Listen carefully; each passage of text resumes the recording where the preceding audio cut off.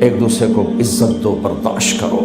میرے نبی نے فرمایا بہترین مسلمان وہ ہے جو بیوی سے اچھا سلوک کرتا ہو، اور بیوی سے فرمایا میری شریعت میں سجدہ ہوتا تو بیوی سے کہتا خامند کو سجدہ کر۔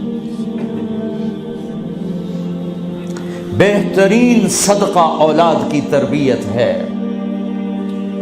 پورا گھر میرے نبی نے نقشہ، ہر ایک کی قیمت بتائی۔ ماں تیرے قدموں تلے جنت، کہ کاش میری ماں زندہ ہوتی، تم دیکھتے میں کیا کرتا، میں عشاء کی نماز کے مصلی پر ہوتا، میں سورۃ فاتحہ پڑھ رہا ہوتا، ادھر سے آواز آتی میری ماں کی محمد، تو میں نماز توڑ کے کہتا لبیک اماں جان۔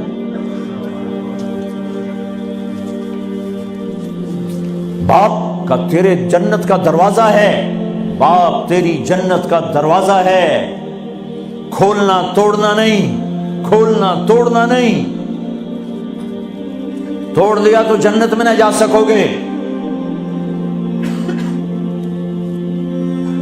سب سے بہترین مسلمان جو بیوی سے اچھا سلوک کرے، سب سے بہترین عورت جو اپنے خامند کی منشا کو دیکھے۔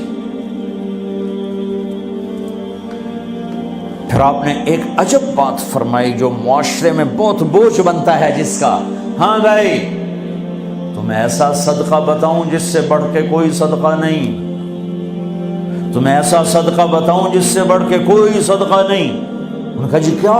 کہ الابنۃ المردودہ، جس کی بیٹی کو طلاق ہو گئی یا بیوہ ہو گئی اور گھر واپس آ گئی ماں باپ کے، یا ماں باپ نہیں ہے تو بھائی ہیں، وہ ایک بوجھ بنتی ہے ماں باپ پر بھی، اور بھائی تو ویسے ہی باغی ہو جاتے ہیں۔ میرے نبی نے فرمایا اس بچی پہ خرچ کرنا کائنات کا سب سے افضل صدقہ ہے۔ گھر، ایک گھر کیسے چلتا ہے؟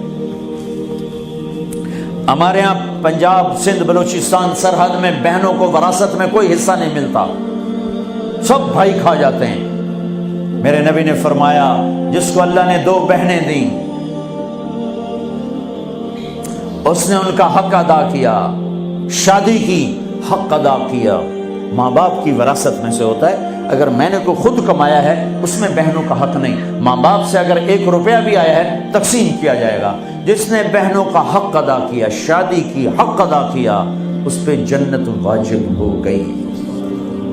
جس کو اللہ نے 3 بیٹیاں دی، اس نے ان کی ڈولی اٹھائی، وہ جنت میں میرے ساتھ یوں ہوگا۔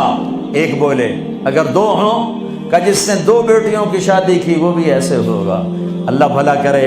ایک صحابی کا کہ جس کی 1 ہو، کہ جس کی 1 ہے، اگر اس نے اس کو عزت سے رخصت کیا تو وہ بھی میرے ساتھ ایسے ہی ہوگا۔ پھر کئی بچیوں کو طلاق پڑی ہے کہ اس کو بیٹا نہیں ہوتا۔ یہاں آنے سے پہلے کا واقعہ، پنڈی سے بچی رو رو برا حال اس کا، میں تو فون سنتا ہی نہیں ہوں ایسے کہ میرا تو کلیجہ پھٹ گیا ہے۔ ہے کہنے لگی کہ سسرال نے کہا تھا بیٹی ہوئی تو طلاق دے دیں۔ میں نے کہا اس میں میرا کیا قصور ہے، اور بیٹی ہی ہوئی اور مجھے طلاق پڑ گئی، اور میں گھر آ گئی 22 سال کی عمر۔ بیٹی دینے والا اللہ اور ظلم کرنے والا سسرال۔ میرے نبی کو اللہ نے بیٹے دے کے اٹھا لیے، قاسم اٹھا لیے، عبداللہ اٹھا لیے، ابراہیم اٹھا لیے، 4 بیٹیاں دی، 3 زندگی میں اٹھا لی، زینب، ام کلثوم، رقیہ، تینوں آنکھوں کے سامنے چلی گئیں۔ فاطمہ سے نسل چلی، آپ نے فرمایا لوگوں کی نسل بیٹے سے چلتی ہے، میری نسل میری بیٹی فاطمہ سے چلی۔ اس لعنت کو دھویا۔ عورت کا کیا قصور ہے اگر اس بیچاری کو بچیاں ہو رہی؟